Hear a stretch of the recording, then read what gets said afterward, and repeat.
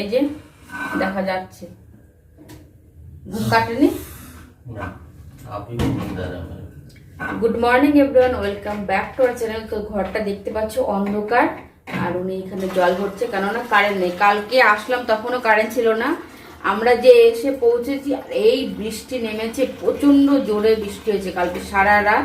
আর current এসছে মানে 1টা-1:30টার পর, না 1টা-1:30টার পরে কারেন্ট এসছে। আর কালকে না মানে আমাদের ঘরে অনেকদিন ধরেই মানে আরশোলার প্রচন্ড উৎপাত করছিল, তো কালকে আমি মানে রাত্রেবেলা পুরো ঘরে স্প্রে করে দিয়েছিলাম।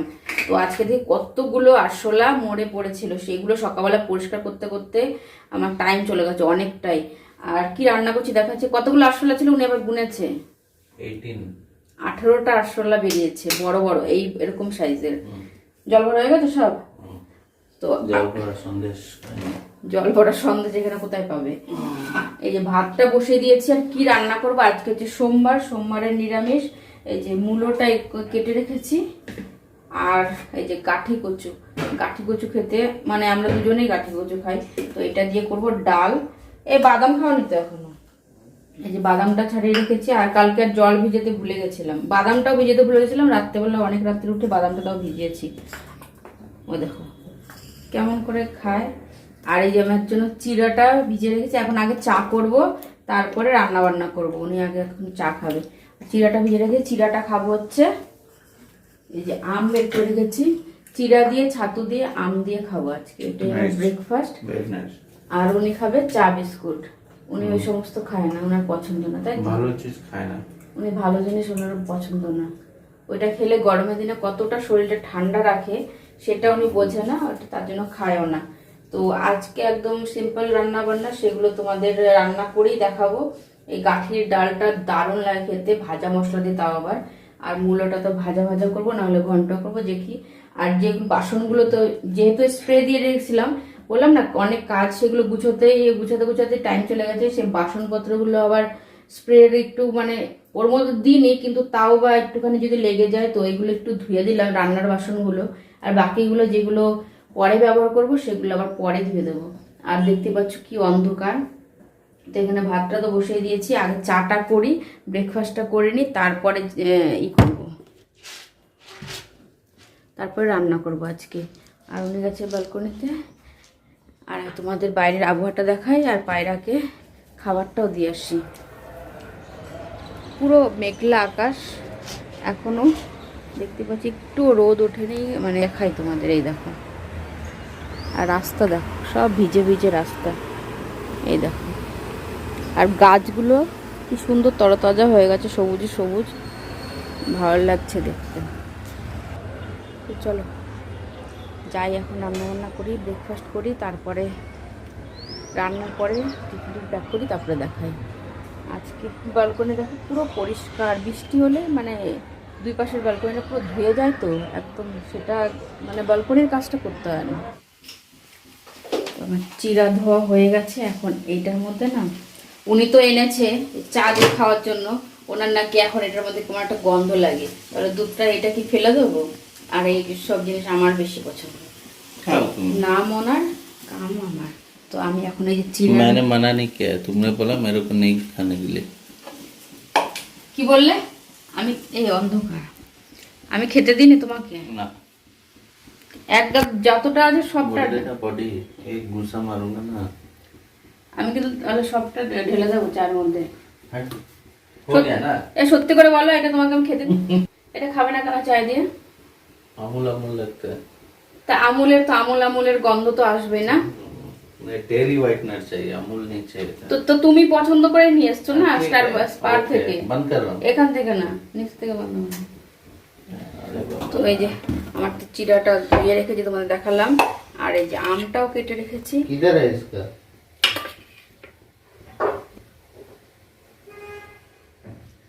তো আমটাও কেটে রেখেছি, এটাই হবে ব্রেকফাস্ট। ও ছাতুও নেবো এর মধ্যে একটুখানি।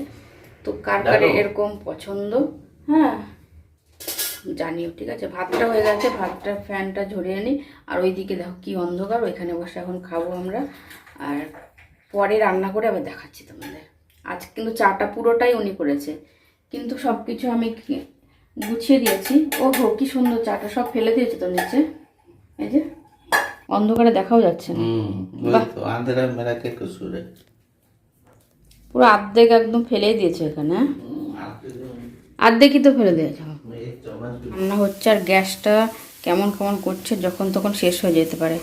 ডালটা যেন হয়ে যায়, আর এইটার মধ্যেও কেমন হয়েছে, তার জন্য দুটোর মধ্যে একবারে বসিয়ে দিলাম। আর দেখো এখনও ঘেমে ঘেমে অস্থির হয়ে গেছি, কারেন্টটা এখনও আসেনি। এখানে হাজব্যান্ডের ফোন চালিয়ে রেখেছে।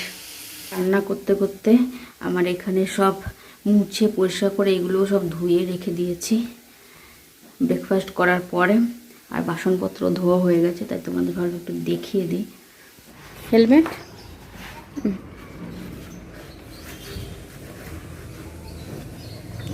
বাই। তোমাদের ডালটা এটা দেখিয়ে দিই। এই হচ্ছে ডাল গাঠির, এই ডালটা খেতে দারুণ লাগে। আর এই যে ভাজা।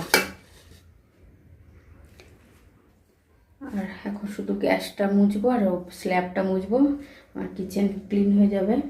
আর পেশাব ঘরটাও বাকি আছে। দূরে দেখতে পাচ্ছ ওই যে সাদা ব্যাগ বাইকে, ওটা হচ্ছে ফ্লিপকার্টে অর্ডার করেছিলাম হচ্ছে শ্যাম্পু। আমার শ্যাম্পুটা শেষ হয়ে গেছে, আছে আর একদিন যাবে, তারপরে আগে থাকতে অর্ডার করে রাখি।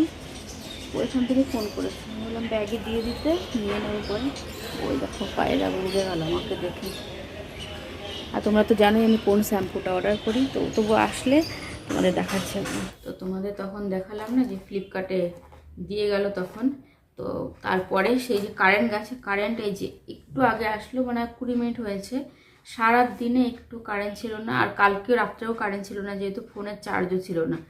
তো এক তো ফোনের চার্জ ছিল না, আর সারা দিন মেঘলা মেঘলা ঝিরিঝিরি বৃষ্টি পড়ছে, এখনও বৃষ্টি হচ্ছে। তারা তোমাদের দেখাচ্ছে, এটা আনবক্সিং করে নিই, মানে পার্সেলটা।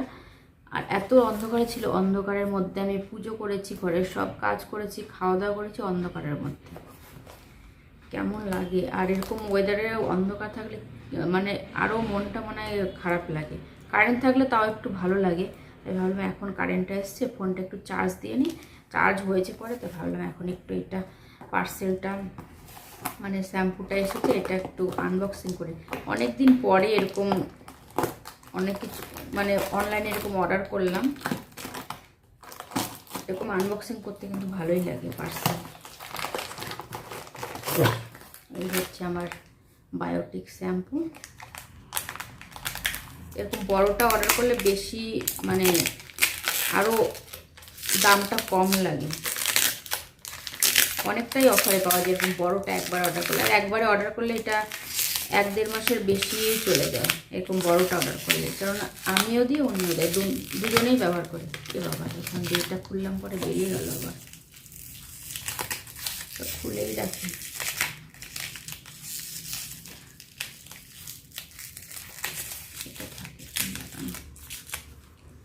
তো এই হচ্ছে আমার শ্যাম্পু বায়োটিক।